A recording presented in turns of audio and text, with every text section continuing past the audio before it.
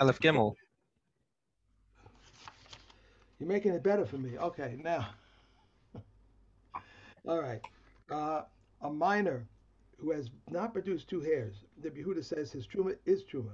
Rabbi Yossi says if he has not reached the age of vows, his truma is non truma. But if he has reached the age of vows, his truma is truma. If one may not separate truma from olives for oil or from grapes for wine, if one did separate, but Beit Shammai says they are truma for themselves. Beis Hillel says their truma is not truma. One may not separate truma from lechet, shecha, peah, or hefka, or from masas rishon, or from which truma had been separated, or from ma'aser sheni, or holy things which have been redeemed, or from the libel for the exempt, or from the exempt for libel, or from detached or attached, from attached for the detached, or from new for the old, and from the old for the new, or from produce of Eretz Yisrael, for produce grown abroad, or from produce from abroad, for produce from Eretz Yisrael. And if he did separate truma, it's not truma. Okay. Okay. Vav Chamisha lo Yisramo. So just like in the first Mishnah, we said there are five who may not give truma, may not take truma. Um, but in the first Mishnah, it says that that even if they did take truma, it's possible. But in this one, im tarmu trumas and truma. So, but the avad, their truma is kosher. So who are these? Ilaim hashikor arum hasuma ubal keri. Okay, so the ilaim is one who's mute but who can hear. Shikor, somebody who's drunk. Arum is naked. Suma is blind, and Balkeri is somebody who has suffered an emission and is tame from Tumas Keri. Now, the reason for most of these is because they can't say the bracha. Because lechatchila you should take truma with a bracha, and an ilaim can't make a bracha. Somebody who's naked can't make a bracha, and Balkeri, according to Takanas Ezra, which we no longer keep, but in the time of the Mishnah, the Balkeri couldn't make a bracha either.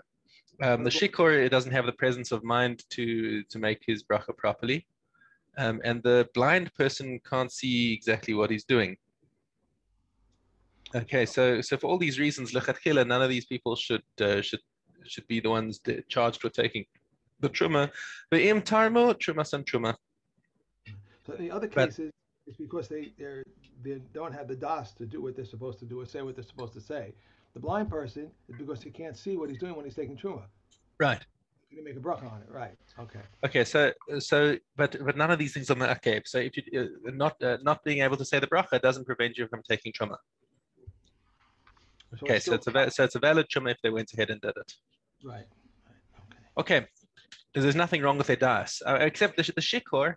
I assume this is not somebody who's reached shikrus or shalot. It's just somebody who wouldn't be able to keep his composure in front of a king.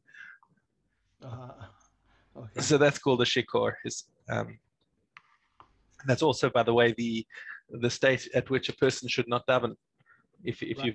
you're drunk that much, you can't say an Amidah. I Okay. thought I Hmm? was supposed. I don't know what they did in South Africa, but in oh gosh, what am I thinking of? Everybody gets an aliyah at this Yeah. point, and then they all go. They go and have Simchas Torah. yes, it was Joe. I couldn't think of. And then they all go and they have something to drink, and they have something to eat, and then they have something more to drink, and but then they have to go daven musaf. So Yes. I always wondered how they were able to do that. It's They're a not problem. It's a problem. It's right, also it's even more of a problem on Purim. right.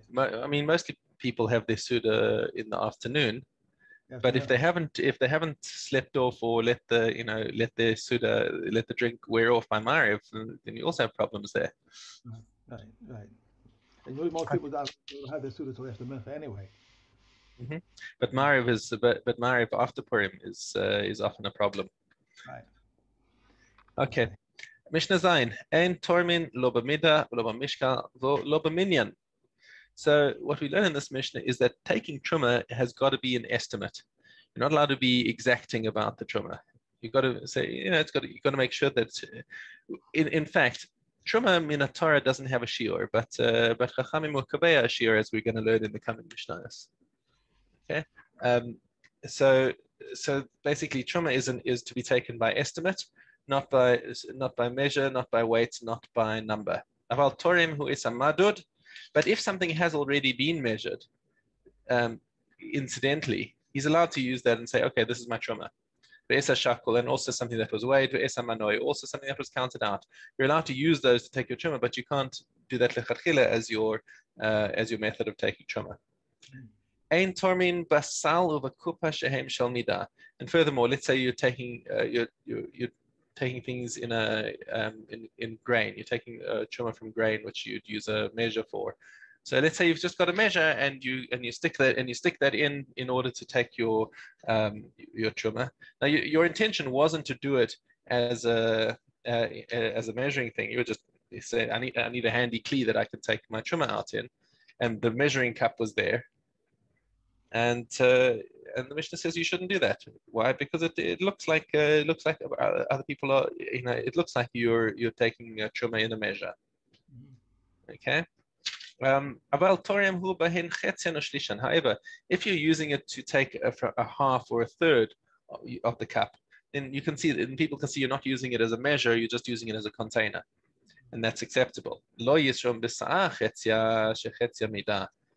Because now the sa'ah measure has actually got a halfway mark engraved inside the thing. So if you're taking a half of that, then again, it looks like you're using it as a measure. Okay. Mishna ches, ein tormin shemen shel zaysim haniftashin. So you're not allowed to take truma for using oil for olives that are going to be crushed for oil. Okay, now we already saw in the other direction that if you've got olives, you can't take truma from the olives to exempt the oil, because that's going to be a tircha on the kohen.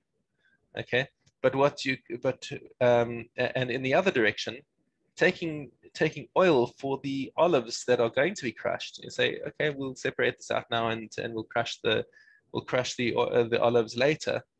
And similarly, lo yain al anavim hanidrachim, and also not wine for the grapes that are sitting waiting to be pressed. Okay. Now, what's the reason for this? Because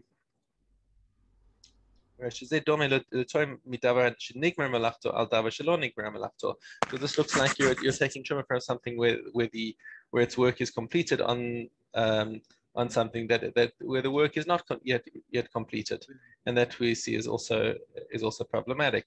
But if he did it, im taram truma sa truma, if he nonetheless went ahead and took oil as truma, it's truma sa truma. This is it is valid truma min haTorah, and therefore he has to give that to the kohen v'yachzor v'yitrom. But there's a din drabanan now that he has to go back to the grapes and take truma from them again. So after he's finished, the grapes and the olives, both. Yeah, in either case, whatever the unfinished product is, the Rabbanan said that you have to take truma again, because we don't want people to get into this habit. It's a knas that Chachamim said in order to keep things tahor. Now, I'm going to read Kahati over here.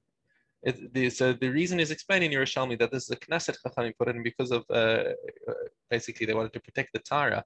For example, in olives, if you say that he's separating from the oil on the olives, so he'll take immediately he'll take out shemen tahor, right, pure olive oil for the olives, and they'll say, now I don't need to worry about the tuma and the tara because I've already taken truma from these olives. So yeah, what the heck? I'll just leave them to. I don't have to be makpid on the truma and tara because there's no more truma to be taken from this lot. And in any case, I'm going to make chulin out of it. So why do I need to bother, right? But since they made an issur now to take shemen on the olives, right? He's going to need to do his zaysim batara. So he's gonna have to crush them now batara, because now if the olives become tameh, he won't be able to take from a shemen tahor, because you can't be mafresh from tahor on tameh, and therefore he'll have to be careful and to do all of the olive press in purity. So that's why we have the b'diavad. We have a gezerah on him that he has to take truma again. Okay. Harishona medama as bifnei atzma. Now the first truma that he took from the oil, which you told him not to take, it's truma and it's truma d'oraisa, which means it's medama as bifnei atzma. If it falls back into chulin oil, it's going to create meduma, right? The mixture of truma and chulin, which we said that it has to be sold to a kohen because the mixture is going to be asa for a non-kohanim. Okay, aval lo shnia, v'chayvin alei chomesh, and if a zar accidentally ate this oil, then he has to repay it with a chomesh because it was because he ate, if a non-kohen eats truma, he has to pay back the keren and a chomesh on top of it. Okay, aval lo shnia. The second one, however, because it's derabanan, we're more makil on it, and it's not, and it won't cause meduma by itself. So we're not gozer that far that if it fell into chulin, it's going to turn it into meduma. And if a non-kohen accidentally ate it, then he doesn't have to pay back the chomesh. He just has to pay back the keren. Okay. Shvius. Ches Yud Aleph.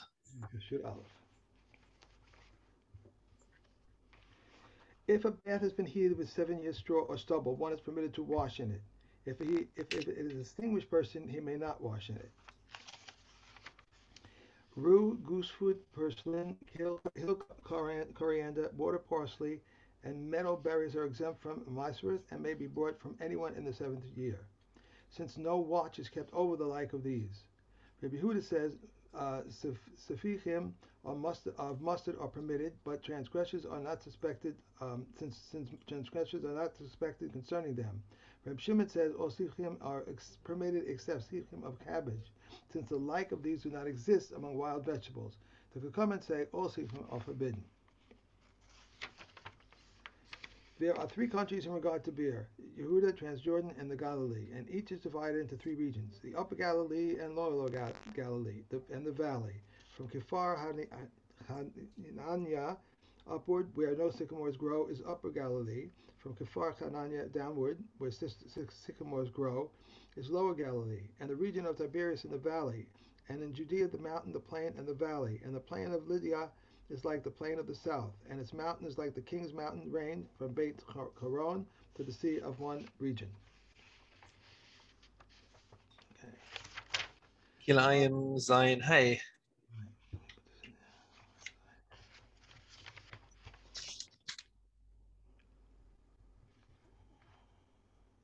Wait a second, something's messed up. Zion Hey.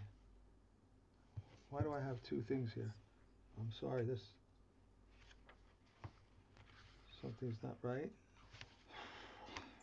Rabbi Yossi said it once happened that a man sowed his vineyard in the Sabbath in Shavuos, and the matter came before Rabbi Akiva, who said one does not render forbidden something that is not his.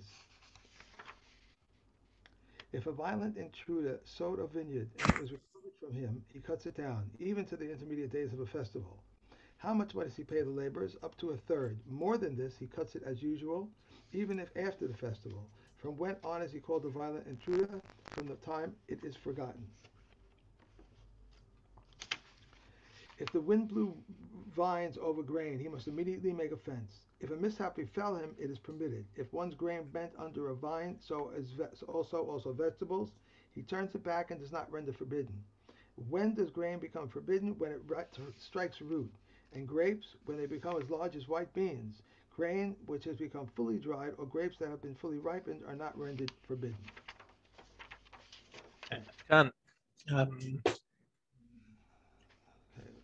All right, Yadayim. Dalet Gimel.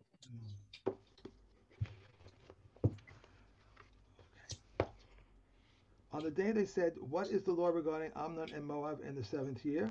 The Tarfon decreed Misa and Shani. What's this? Misa. No, I'm sorry. Let me go back here because this skipped. On the day when they said, "What is the law regarding Ammon and Moab?" in the 7th year, Reb Tarfon decreed Misa Ani, but Reb Eliezer ben Azariah decreed Misa Sheni.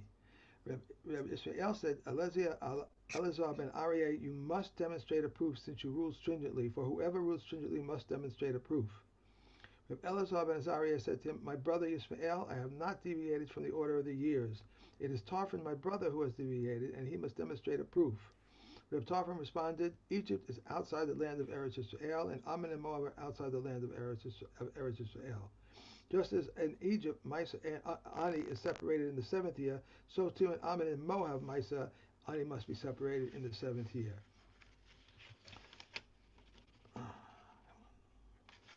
Reb Elazar ben Azariah responded, Babylonia is outside the land of Eretz Yisrael, and Ammon and Moab are outside the land of Eretz Yisrael. Just as in Bavel, Misa Sheni is separated in the 7th year, so too in Ammon and Moab, Misa Sheni must be separated in the 7th year. Reb Tarfon said, regarding Egypt, which is nearby to Eretz Yisrael, they instituted Misa Ani so the poor of Israel may be sustained by it in the 7th year. So too regarding Ammon and Moab, which are also nearby to Eretz Yisrael, let us institute Misa Ani so that the poor of Israel may be sustained by them in the 7th year. Reb Eliezer ben Arieh said to Reb Tarfon, behold, it is if you are benefiting them monetarily, but actually you are causing loss of lives. So you are restricting the heavens from letting fall dew and rain. As it says, should a man steal from God as you steal from me? And you said, how have we stolen from you? By withholding the tithes and the truma. Rabbi Yeshua said, behold, I shall act as a respondent on behalf of Rabbi Tarfon, my brother, but not in regard to his words. Regarding Egypt, it is a new act, but regarding Babel, it is an old act. And the issue before us is also a new act. A new act should be judged from another new act, but a new act should not be judged from an old act. Furthermore, the tithing obligation in Egypt is that of the elders, but in Babel is an act of the prophets. And the issue before is also an act of the elders. An act of the elders should be judged from another act of the elders. But an act of the elders should not be judged from the act of the prophets. They were counted, and they resolved that as regards Ammon and Moab, one should separate Misa Ani in the 7th year. And Reb Yossi, the son of Damascus, came to Reb Eliezer in the town of Lod. Reb Eliezer said to him, what new lesson did you have today in the house of study? He answered him, they were counted, and they were counted, and they resolved that as regards Moab, Ammon and Moab, one should give Misa Ani in the 7th year. Reb Eliezer wept and said, the secret of God is with those who fear him, and he will inform them of his covenant. Go and tell them, do not be concerned about your count. I have a tradition received from Rabbi Yochanan ben Zakkai, who heard it from his teacher, and her teacher heard it from his teacher, and so on until Allah received by Moshe at Mount Sinai, that regarding Ammon and Moab, one should separate Misa Ani in the 7th year. And it can't literally be Allah Moshe Sinai because we're talking about a Gezer Derabanan. But it's just a very long-standing Masorah that they had. When we were learning before, we said that in Eid Rayatzah, we learned that they also had Misa Ani because of the people who were there needed to get the produce and so forth. On the day Yehuda, an Ammonite convert, came and stood before them in the house of study, he said to them, what is my status with regard to entering into the Jewish congregation? Ram Gamliel said to him, you are forbidden. Rabbi Yeshua said to him, you are permitted. Ram Gamliel said to your Rav Yeshua, Scripture says an Ammonite or Moabite may not enter into God's congregation even in the 10th generation. Rabbi Yeshua said to him, but are the Ammonites and Moabites in their places? Long ago, Sennacherib, the king of Assyria, came up and mixed up all the nations, and it said, I have removed the boundaries of peoples, and I have plundered their treasures, and I have brought down dwellers in strongholds. Rabbi Gamliel said to him, but Scripture states, but afterwards I will return the captivity of the children of Ammon, and they have already returned. Rabbi Yeshua said to him, but Scripture says, I will return the captivity of my people Israel, and they have not yet returned. They permitted him to enter into the Jewish congregation. Okay. One more. I know. The Aramaic text in Ezra and in Daniel render Tameh hands that touch them. Aramaic text in one wrote in Hebrew, or Hebrew text that one wrote in Aramaic, in an Ivri script do not render Tameh hands that touch them. A scroll of scripture never imparts tumah unless one writes in it Ashur script on parchment with ink. What was it? Okay. Olos Aleph Hey.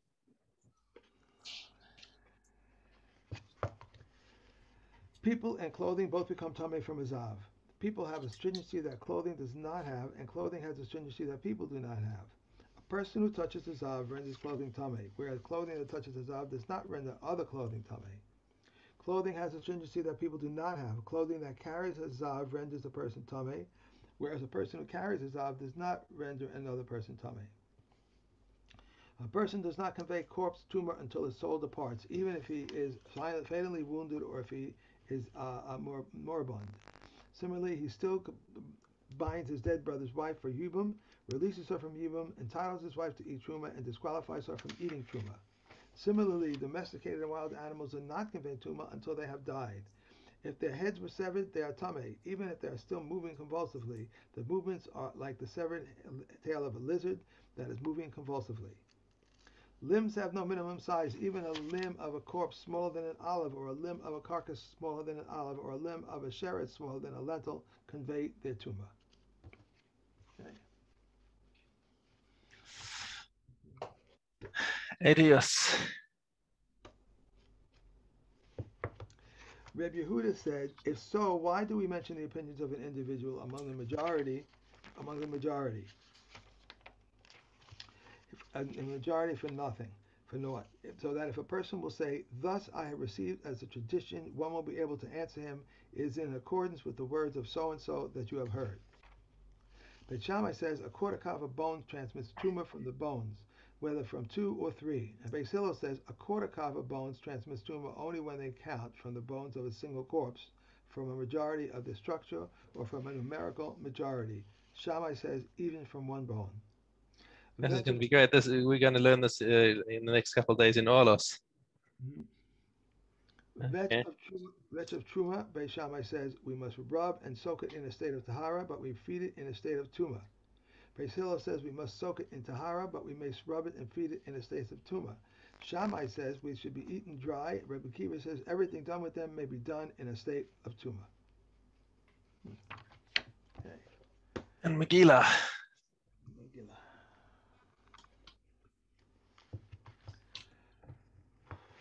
How is this possible? If the 14th of Adar fell on a Monday, villages and large towns read on that very day, and walled cities read on the next day. If it fell on a Tuesday or Wednesday, villages advance their reading to the day of entry. Large towns read on that very day, and walled cities read on the next day. If it fell on Thursday, villages and large towns read on that very day, and walled cities read on the next day. If it fell on the eve of the Sabbath, villages advance their reading to the day of entry. Large towns and walled cities read on that very day. If it fell on Shabbos, villages and large towns advance their reading to the day of entry. Walled cities read the next day. If it fell after the Shabbos, villages advance their reading to the day of entry, and large towns read on that very day. Walled cities read the next day. What's considered a large town? Any in which there are 10 unoccupied men. If there are fewer than that, is considered a village. As regards these times, they said to advance rather than postpone, but the time of the wood offering of the Kohanim, the fast of Tisha B'Av, the festival sacrifice, and the assembly are postponed and not advanced, even though the Kohanim said to advance the reading rather than postpone. Eulogies, fast, and gifts to the poor are permitted on the earlier dates. Rabbi Yehuda says, when may the reading be advanced? In a place where they enter the towns on Monday and Thursday. However, in a place where they do not enter the towns on Monday and Thursday, they may read it only on the proper day. How they read the Megillah during the first Adar and an extra month of Adar were added to the year. They must read it again in the second Adar. Okay. There is no difference between the first Adar and the second Adar, except as regards the reading the Megillah and giving gifts to the poor. All right. Okay. So now and that's our segue to go into all the rest of the Ein Bains. No difference between them. So no difference between first Adar and second Adar, except for reading the Megillah and Matanos Le'Evyonim, which sounds like you also need to have a Suda. Right. That's true. Okay. When they talk about 10 unoccupied men, they're talking about men who are studying Torah. Studying Torah. Right. Yeah. It's funny, they call them the Batlanim, but the Batlan nowadays is like somebody who's lazy and not doing anything and is mevatel Torah. But these Batlanim are free from other work and they're able to learn Torah. Okay, thank you very much. I'm sorry for the lateness. I hope no worries. happens tomorrow with getting the kids there. If he doesn't have to do anything with the car, Okay. should be no problem. Have a Hatzlacha. great day. Thank You you. too.